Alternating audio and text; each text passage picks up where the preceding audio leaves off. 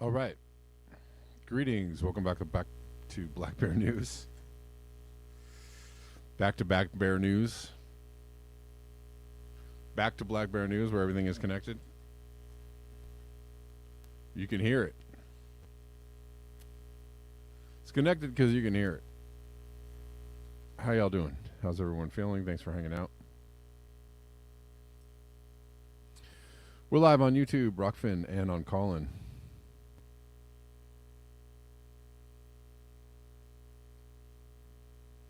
Poppy says, happy VD Day.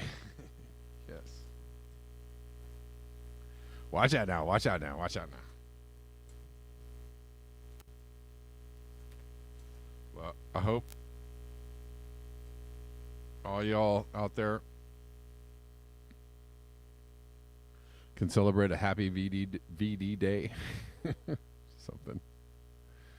Buenos tardes, Jorge. How you doing?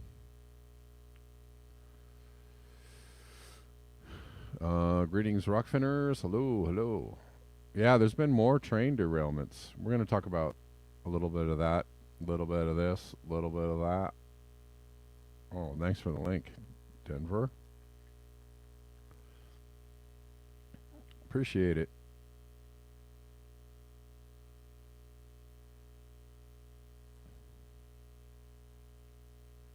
Yeah, well, a lot of people are very concerned about this.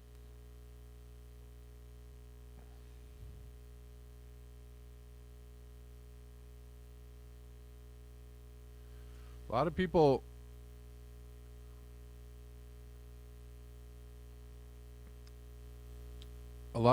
are suddenly environmentalists, and that's good. That's good. Right? All of a sudden, a lot of people are real happy about, or not happy, real interested in a concern for the environment. I think what I was going for was happy to talk about. Hold on. Let me see. Oh, I just made it worse. Great. Oh, now I made it better. Or something. I don't know. But I think that's, on some levels good. People are also pointing out the fact that the agencies that are tasked with overseeing the safety protocols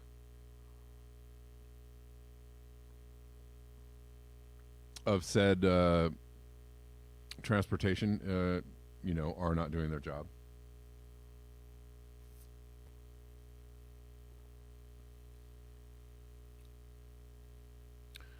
I don't know. I don't want to repeat myself too often. But I guess that's the point of the show, is to repeat myself pretty much every day. Repeat the things I got on my mind. Another train in Blount County, Tennessee.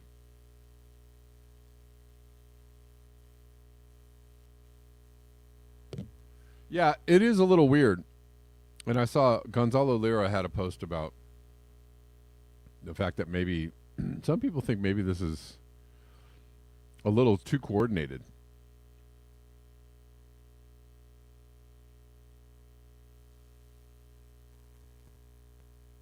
And, maybe that would cause an eyebrow to raise. I think so.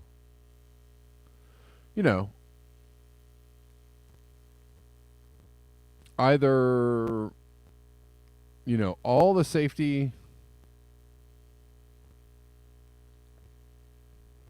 Oh, where am I? I lost my Twitter. All the there's actually another article that I'll bring up, which is fine. I forgot what I was looking for, anyways. But I have too many tabs open, so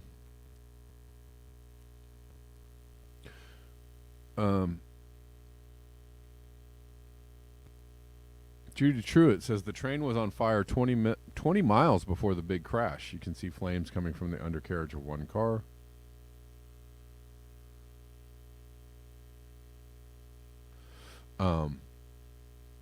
That's interesting. I don't know. Does anybody think that there's some kind of plot afoot? I don't know. Or have they just let the railroad companies do what they will with the regulations, and this is the result? Which one is it? Is it a natural progression from a banana republic, decrepit banana republic,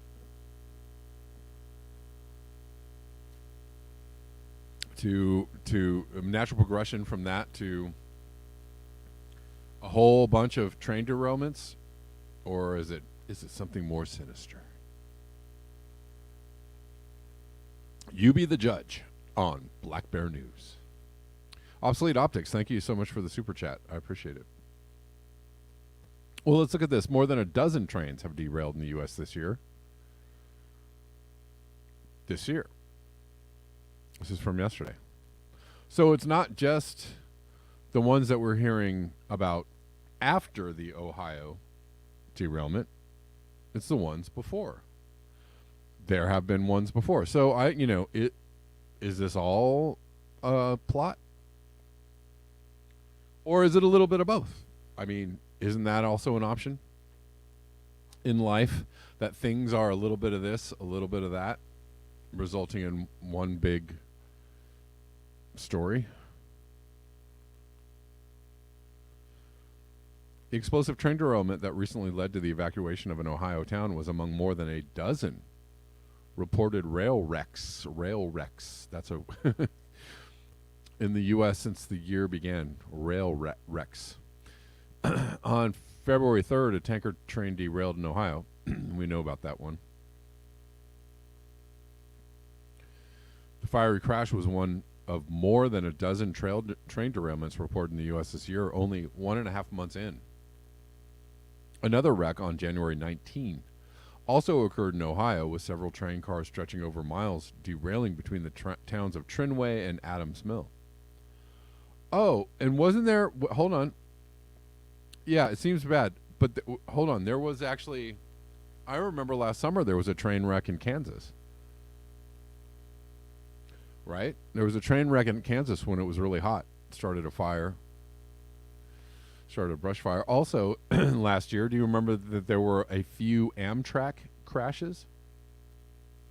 So, I mean, yeah, you could... It's, completely within your purview to question and wonder if maybe something sinister is going on. But if you take everything as a whole, also, you could say that this is just how things are going. And you could probably extrapolate that to the airplane industry, right? You have lax regulations now applying to pilots and how healthy they should be to fly a plane, or how many pilots should be in a plane, right? They're talking about that. Bringing the requirement down from 2 pilots to 1 pilot. So, with these lax regulations in the airline industry, would you expect that maybe we might see some more near misses or close calls or actual airline accidents? I would probably guess yes.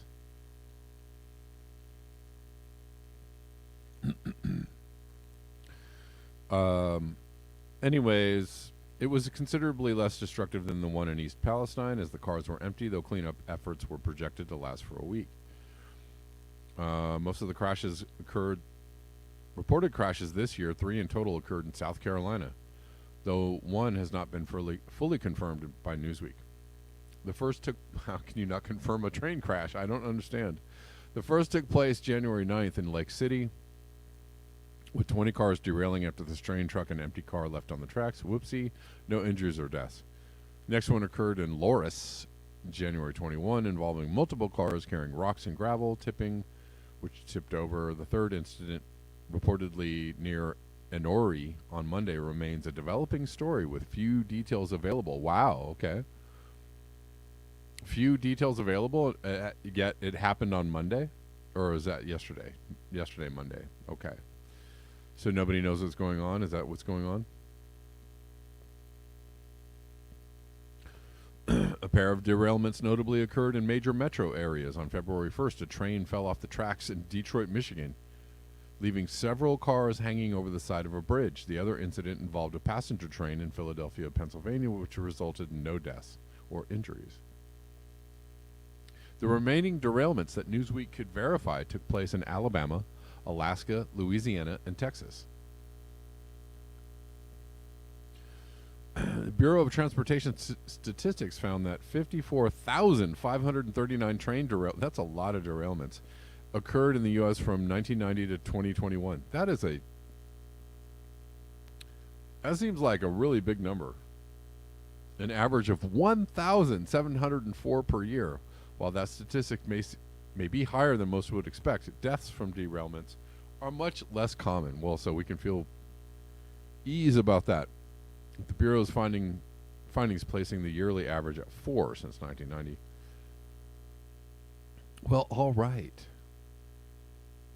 Let's look at this other article that Denver sent me. 2 more trains derail weeks after Ohio chemical spill. On Monday morning, in Montgomery County, Texas, emergency crews responded to a train derailment. A man driving an 18-wheeler was hit by a train and was killed. The 18-wheeler was dragged half a mile down the tracks. Ouch. A total of 15 cars were derailed in the crash. Okay, well, that sounds like somebody boo-booed and left their 18-wheeler on the tracks, right? The train was carrying hazardous materials, prompting crews in hazmat suits to arrive on the scene. I think the guy was killed, right? The guy that was driving the truck was killed. Later in the day in Enori, South Carolina, a train derailed just after 4 p.m. Emergency crews and CSX Transportation, the company that operates the railroad, are on the scene investigating. According to Fox Carolina, CSX Transportation, the company that operates the railroad, and emergency crews are on the scene.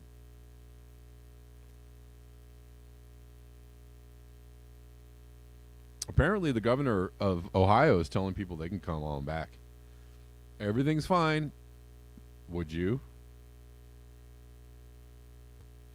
Yeah, 1,700 a year is insane, Poppy. That is an insane number of derailments. That sounds like a not very functional train system to me.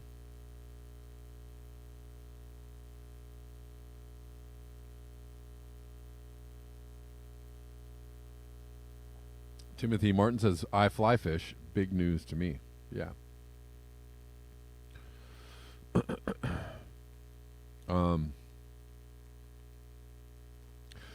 Again, a lot of people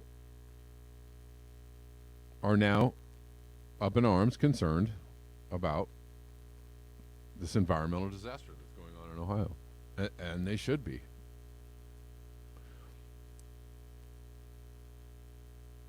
And they should be. Why is this happening? It's the result of the encroaching control of the powers that be and the agencies that are supposed to keep us safe by the corporations. And now those agencies are doing just the opposite. And now the corporations get to write the laws and make the rules. Maybe they always did. I don't know.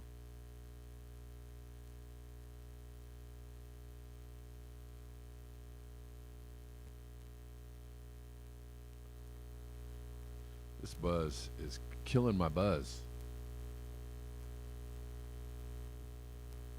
It's killing my buzz, man. But I fear making it worse, so I will not play with it.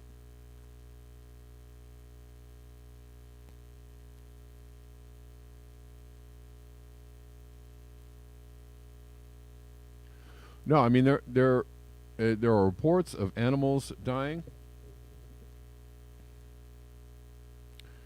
Right? Fish, livestock. I would say that, environmentally it doesn't look good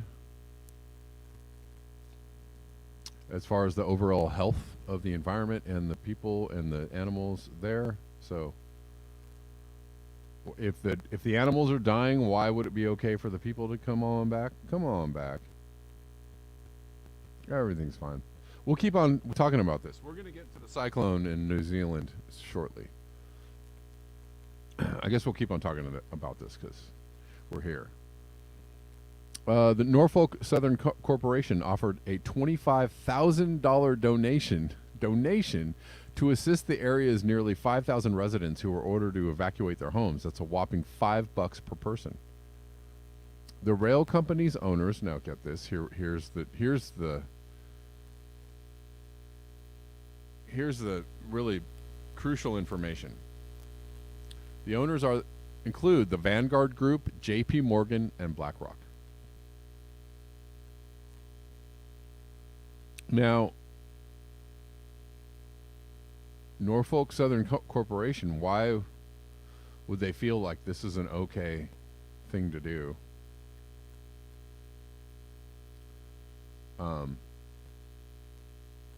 You got to stomp out that socialism. Exactly. Why would they think that's okay to do? And wouldn't they think, and shouldn't they think, that they will be facing, or maybe not, maybe it doesn't matter, right? Because the government is captured now.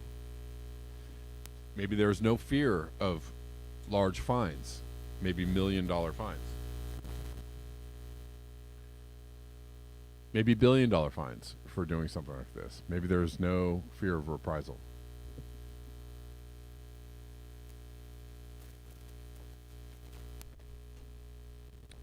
Yeah, sorry about the buzz today, guys. It's kind of bad, but now it's kind of gone.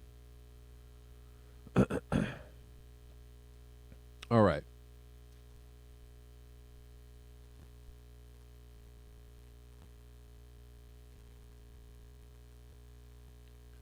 Yeah, somebody on Twitter was like, "Oh, a small percentage of people is killing driving us to extinction." I was like, there you go again.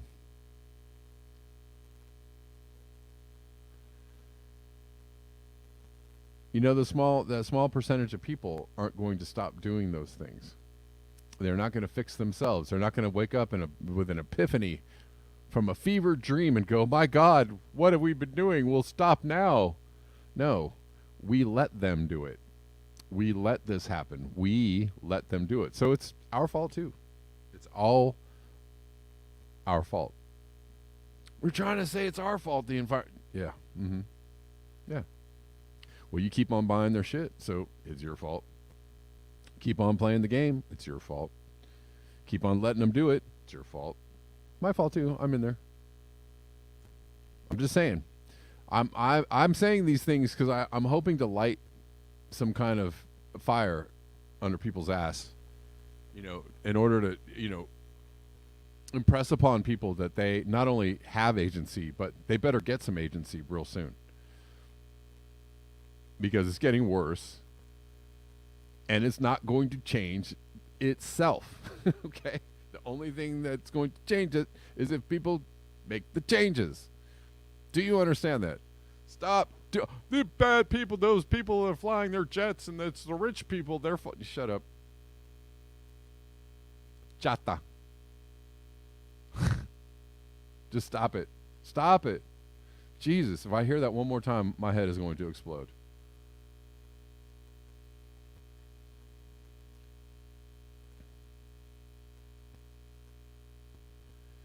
Breaking news. New reports indicate deadly vinyl chloride has contaminated the Ohio River as far west as West Virginia, a water source for over 5 million.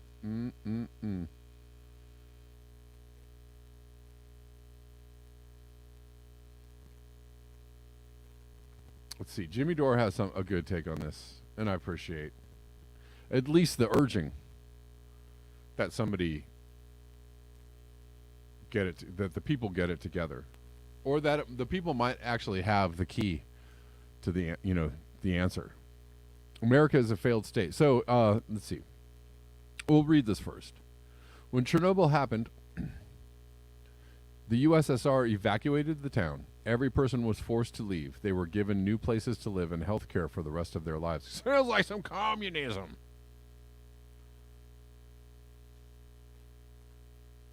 In Palestine, Ohio, USA people are on their own. No hotel vouchers even. Nothing but lies and dead pets and a scary future. Yeah. Again, and again, and again, and again, and again, and again, and again. The people keep telling you this. The communism is bad and the socialisms are bad, and it's bad and it's bad.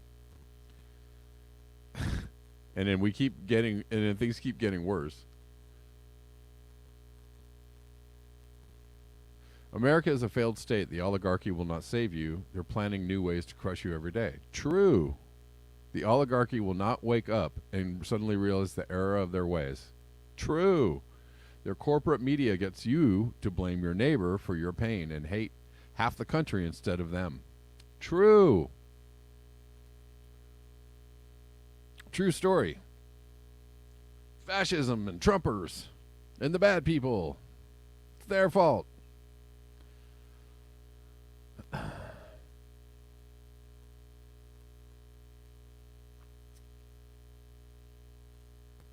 When will Americans finally get in the streets and revolt? I mean, true story. He's got that right, because it ain't gonna change until people are like pissed enough. Stop jumping on Twitter and going like, it's just a couple of people out there that are ruining everything for everybody else. Well, okay, that is just some super duper brainiac insight there. Okay.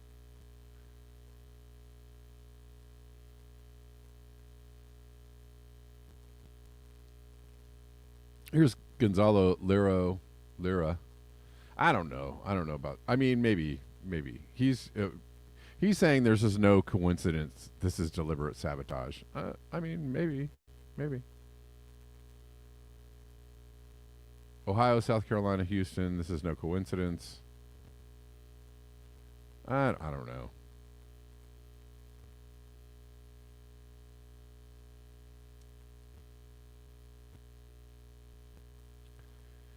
Yeah, nah. Maybe it's just a confluence of things happening at the same time. I don't know. I don't know if it's really wise or even journalistic to jump right out there and say this is not a coincidence. Just get out there and just go for that one. Not sure about that. Not sure about the journalistic veracity of that, but okay.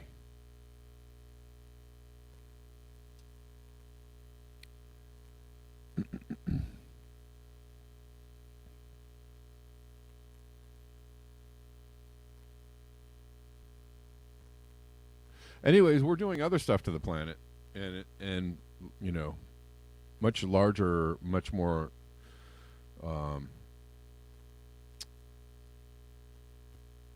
a much larger timeline, a longer timeline. We're doing things to the planet, right?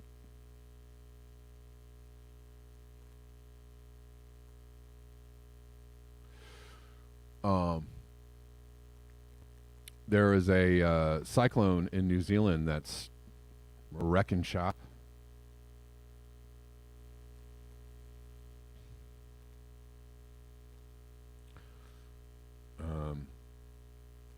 Let's read this from Reuters. Oh, or can we?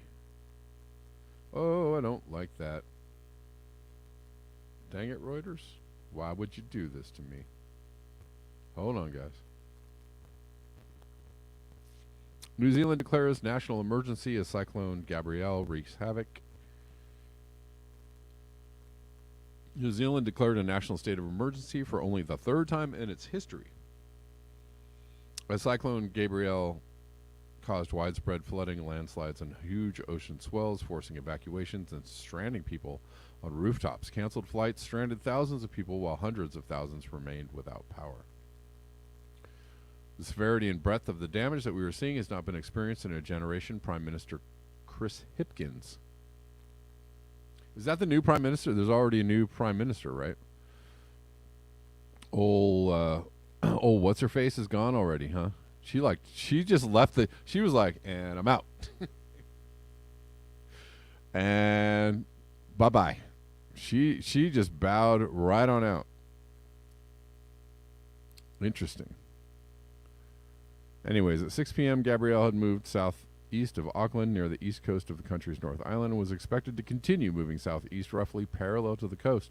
Weather warnings remain in place for much of the east coast of the North Island and upper South Island. About 225,000 people were left without electricity, while dozens of supermarkets closed, with Hipkins urging New Zealanders not to panic buy supplies.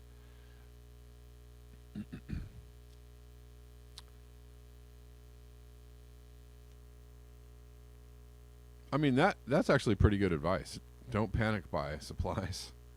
Don't do a run on the store kind of thing, guys. You know what's going to happen? Oh, shoot, maybe I should go panic buy some supplies. This country is suffering from extensive flooding, landslides, and damage to roads and infrastructure. What's up, Phantomas? I see you. I'm going to take your call in a second.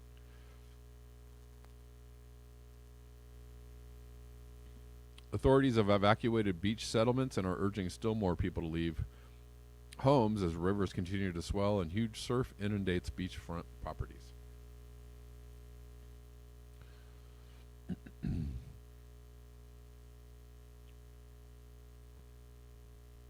Air New Zealand restarted some flights in and out of Auckland, though many routes remain disrupted.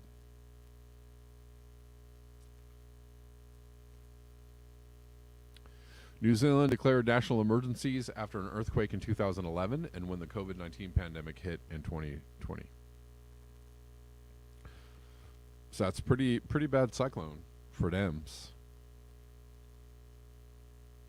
Also, South Africa also declares national state of disaster over floods. They just declared one last week from over an energy crisis happening in South Africa, and now they're experiencing flooding.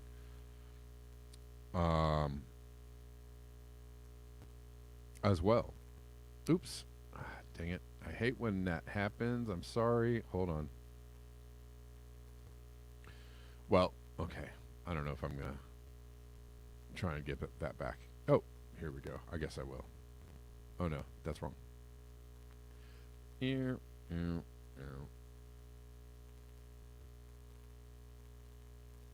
Hold on, guys. Hold on. Oh, by the way, a good way to support the show is buymeacoffee.com/blackbearnews.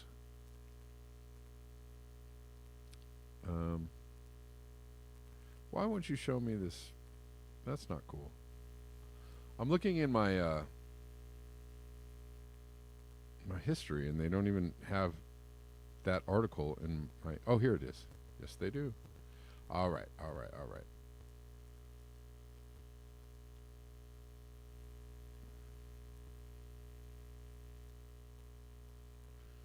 Anyways, they have some flooding going on in South Africa.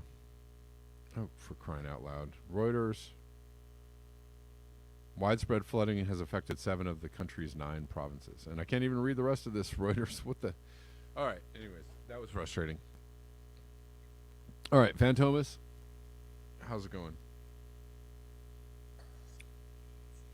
Well, I think we haven't talked in a while, Kev, and so much has hit us once again. Yes, indeed. I do have to say this. I find it interesting. Um, there's a lot of stuff going on with the left. There's a lot of stuff going on with media, and it's just constantly, to me, we talked about this before. More and more people focus on the spectacle than the actual action of taking account into doing something. And what I mean by that is like the fact that we're just like right now the focus is people are talking about like the infighting of rallies because of the rage against the war machine, Yes. and certain people are going to that. But like what we're talking about right here, this is something that you can actually think about and provide something, whether when it's like with a war machine and we're talking about fighting the military industrial complex. I mean, I don't think you're going to start that with just like showing up in Washington D.C. Square and saying we don't like war. I mean, there's a lot of other issues at hand that so many people have been avoiding and neglecting, where it concerns the environment, where it concerns pollution. And to me, a lot of that focus should be brought in back to this area of what we're currently facing right now and what we can change just a little. Yeah. I don't think we can do anything about jets in the sky and bombs and tanks going overseas. So You don't think we can? I mean, I don't think, because they're already over there overseas. You know what I mean? Right. The bombs are already there. I mean, the silos, the missile silos are already underground. I mean, so unless you have like some magical, like you snap your fingers and you can instantly just make them disappear, I don't understand. Yeah, I mean, the problems are myriad and large, right? There's a lot of things going on that need addressing, but they kind of all need addressing at the same time, right? We don't have Medicare care for all, right? We Right. don't. The wealth gap is growing increasingly, right? We don't have a livable minimum wage, right? We're not taxing the wealthy enough. We're not regulating, the corporations who are poisoning the earth enough. We're not regulating the military-industrial complex. We're not taking taking it apart and maybe putting it back together in a way that might not be so destructive and damaging. You're right. I mean, on one level, you're right, but I mean, I think that the voice of the anti-war movement or voice is so muted right now. That's true. I mean, look what they did to Seymour Hearst. They have him posted on Substack. Right. And they're calling him a blogger, for God's sakes. Right. And they actually put it in the news. Like, this blogger, he's talking some craziness. I mean, that's basically what they put in the headline. It's like, a wow. Blogger, Seymour Hearst, right? Yeah. I mean, when you think about the level of investigative work that he did concerning on so many different issues, from Abu Ghraib to everything. Yeah. And I think that's par for the course of what happens. Is that I think the media, and I think in general the government that's set up right now, it wants to keep us completely I don't know, to keep us not powerless, but to keep us in kind of like a foggy state, basically. Sure. So we're constantly at each other. We're constantly fighting the isms. We talked about this before. We're constantly fighting the capitalism, the communism, just all over the map. Just whatever ism is next. When we really need to start focusing on, okay, now that this is gone, what do we do next? Now that this is gone, what do we do next? Right. But it seems like we're not. We're not. Yeah. I mean, we are asleep at the wheel. The population is asleep at the wheel, and that's just how they like us. And that's how they want to keep us, right? Asleep and a little comfortable. And I mean, for some people, it still holds true, I guess, that if you work hard and you get some breaks, and you can live the American dream and have some money, right? That's keeps people still going, chasing the carrot, right? Going forward. But a lot of things have been, a lot of social institutions that helped level the playing field for people have been, completely stripped away, for the last 50 years. One of them is cheap education, right? Why is everybody in debt now?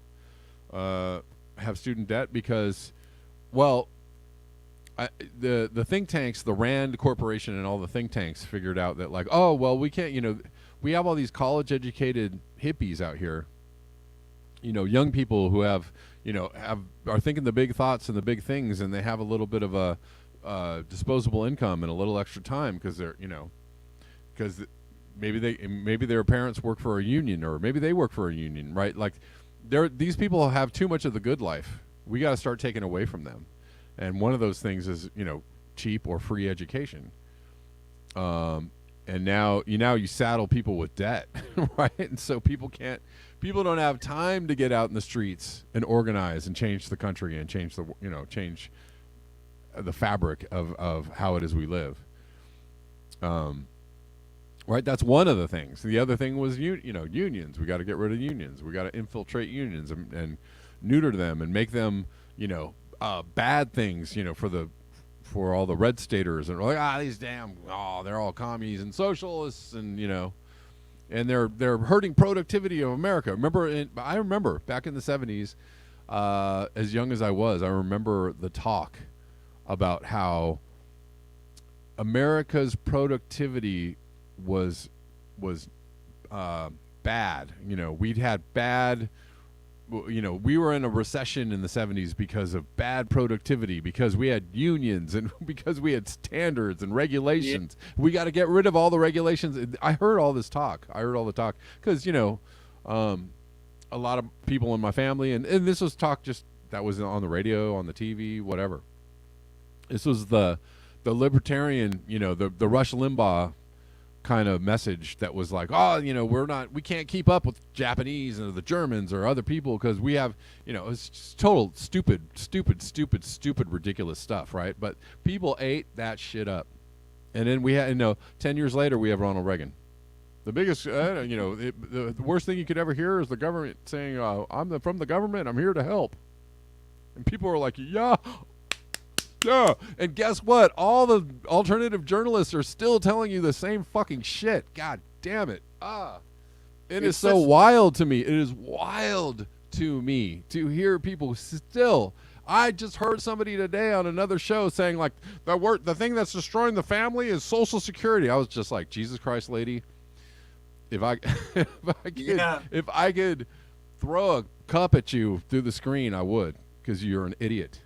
It's such Jesus fucking Christ. And people are still saying this shit as if it's fucking like some, revelatory news. And it's like, no, dude, you are Rush Limbaugh 2023. Like, you are the same person. You are just carrying that message forward into 2023. You are a moron. It's such great rant. It's such great programming. I mean, I was looking at the Good News Network, and someone was telling me about, like, this kind of weirdness to this website, and I suddenly started realizing it, because on their front page it says, on the Good News Network, their main story is a lithium deposit has been found. And I'm like, I don't know if that's good news. Yay! Right. To mine the world. I mean, to me, it's like you're saying, it's this twisted messaging that's constantly going on over and over, and I don't know. I don't think it's that twisted. I think it's actually intentional. No, what I mean, you know what I mean? Like, I think it's, and I don't know. It's really hard. Yeah.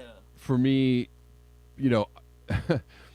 it's difficult for me to see this and kind of comment on it, because it's actually very right? It's very fashionable to say these kinds of things and to have these kinds of messages going out. It's a big part of the, I don't know, it's like, I don't want to be in a position to say that there's like an alternative news industry, but there is, or an alternative news, I don't know what you want to call it, culture, it's circle, right? But they all say the same shit. And I'm just like, Jesus Christ, this is all very convenient for the powers that be, right? Like, literally everything most of the things you're saying, even though you're posing as truth tellers and saying, here's the things, but don't do anything about it, can't do anything about it. don't do anything. Well, I just wanted to say. So it's weird. I just wanted to say one last thing. R.I.P. to Trugoy of Yeah. De La Soul. Yeah. They had 4 classics. If people who don't know, there's the 3 Feet and Rising, De La Soul is Dead, Balloon Mind State, and The Stakes is High.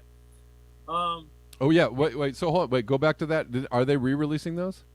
No, they finally. Well, you know what's interesting? It's They finally got. It's very poetic. Before he died, like 2 weeks before he passed, Yeah. everything was cleared for streaming. All of the samples, the countless samples that they had on these records, and it's all up there for them to whatever they can prosper off, I guess, on the streaming. The 0.000001 cent.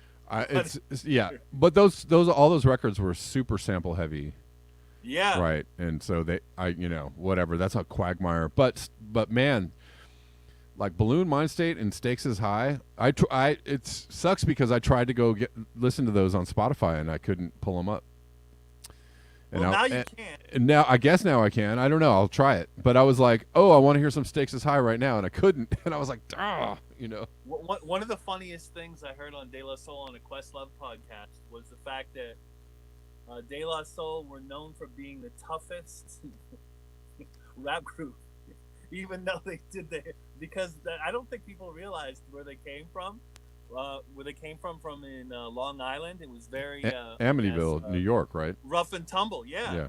So a lot of people would challenge them because of the hippie image that they had, and the flowers and the daisies and the peace signs. Yeah. And so a lot of these people would come backstage to them and be like, "Oh, you guys are the hippies," and then all of a sudden they would get to scrapping, punching out people left and right. Right. So it is kind of funny that the ultimate like peace and love group that was never about like scrapping up with people on records is the ones that threw down the most. Yeah. Well, they had to fight off that image, right, of them. Yeah, I mean, once they. Well, it also isn't a popular, the whole like hip hop culture is. It's funny because they actually switched up from that like hippie thing, which is unfortunate actually in a way, because I thought for a moment that was a really cool movement in hip hop. Well, kind of like a hippie peace movement in hip hop. I thought that was like, this is really interesting. This is a very interesting development, right? Yeah, and if you think about it, PM Dawn, they took that hippie, bohemian type marketing, and they brought themselves all the way to the pop charts. Right. Well, other groups did it too. Arrested Development. Yeah. All those people that came out of that circle, right? That kind of movement. There was a movement in that time, so. There were bands that came to. There's a documentary on PBS tonight on hip hop changed the world. Yeah. I think it's PBS. The first episode, Chuck D's heavily involved with it. Yeah. It's supposed to be really good. So if anyone wants to check out how hip hop changed the world. Oh, don't forget Black Sheep. That was another band. Another band in that crew. Yeah, super great. The Native Tongue family. Native Tongues, Q-Tip, everybody. Jungle Brothers, De La Soul. Right. Jungle Brothers. Yep. All right, so that's it, Kev. All right. Thanks for calling. All right, Appreciate later. More disasters coming. We'll talk about it. Right, for sure. Diggable planets, yes. The boiled rope lampposts, indeed. Denver says coordinated demoralization campaign. Mm-hmm. It is. It'll leave you sad and demoralized, right? All that, everything about it will leave you like, oh, God. I don't know though. Maybe people could say the same about this channel. That it leaves you. This channel could leave you kind of demoralized, maybe a little depressed. I'm sorry.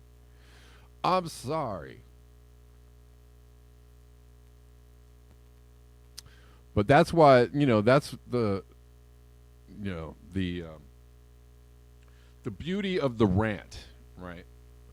The rant is kind of a YouTube phenomenon.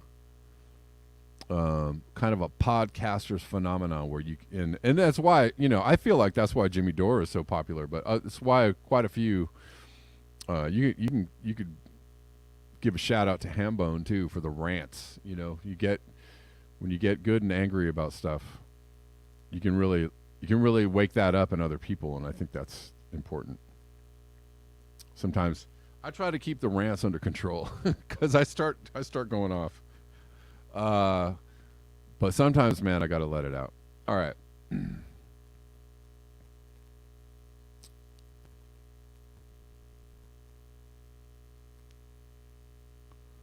It's okay to rant. You got to get those rants out once in a while. We'll finish up with a couple of things, and we're heading into the end here, guys. Scientists from Joseph Wood, dramatic Antarctic ocean warming over the past year could impact ocean currents, sea ice, and climate. We don't fully understand the consequences of this kind of event, but this looks like an extraordinary marine heat wave. And didn't we talk about this yesterday? I think we did. Extraordinary marine heat waves.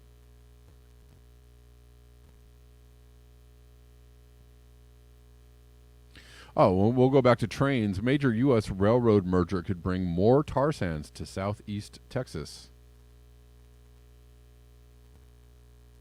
And they will, right? This is from The Guardian. I don't know. There's so many things to cover today. I just had all the tabs open. All of them. $27 billion deal would create first direct route from Canadian mines to the Gulf Coast. Didn't they already do that? Isn't that what the pipelines were about? Isn't that what Keystone Pipeline was about? Isn't that what the tar sands pipeline was about? I thought they already did that. But maybe I'm confused. Anyways. Another would ship controversial oil. Have you guys ever used controversial oil at the gas pump? It's the best. I tried to get my hands on some controversial oil. When Lindsay Williams moved into her home near the railroad tracks on Houston's east side, she knew freight trains would pass by regularly. Anyways, in the coming months, the rail traffic problems could get worse. Two major North American railways, Canadian Pacific and Kansas City Southern, have proposed a $27 billion merger that would make it easier to move freight across North America with the first unified continental rail network. Well, hooray! The merger is awaiting final approval from U.S. regulators, who will not do any regulating whatsoever. In Houston, that would mean an additional 8 trains passing through each day. However, the rail merger doesn't just pose more inconveniences for residents from Houston's East End. If it goes through, it would create the first direct route from Canada's bitumen oil sands mines in Alberta to heavy crude refineries in Port Arthur, and that's what they've wanted all along, right? They've wanted this so badly.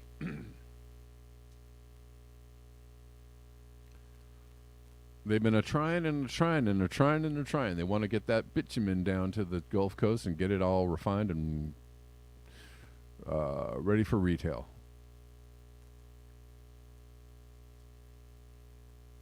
And it's going to be delicious, right? Whenever that train falls over off the tracks, or the pipeline bursts, or the train collides with the truck, it's going to be good times, right?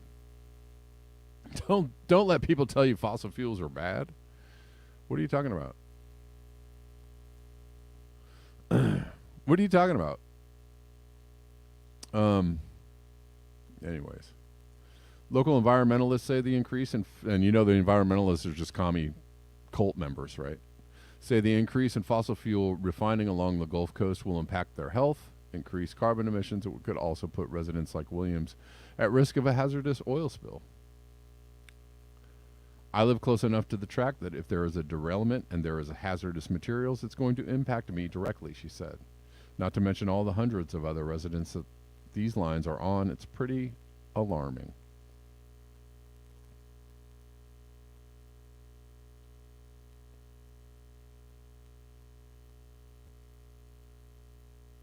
In Houston, one local coffee shop owner says business can drop up to 40% when trains block customers from making it in.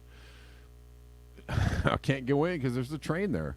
Educators have shared stories of students crawling under or between train cars to make it to school on time, and city data shows fire trucks and ambulances faced delays nearly 1,400 times in 2021 due to stalled trains blocking their typical routes. Williams and other neighbors put up security cameras facing the tracks and discovered that roughly 1/3 of the trains that pass through come to a complete stop, idling on average for about an hour. In the most severe cases, trains stopped for upwards of 6 hours.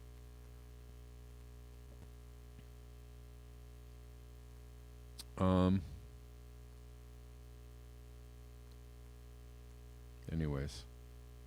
The merged rail company wouldn't be the only rail line looking to bring more oil sands from southeast Texas to southeast Texas.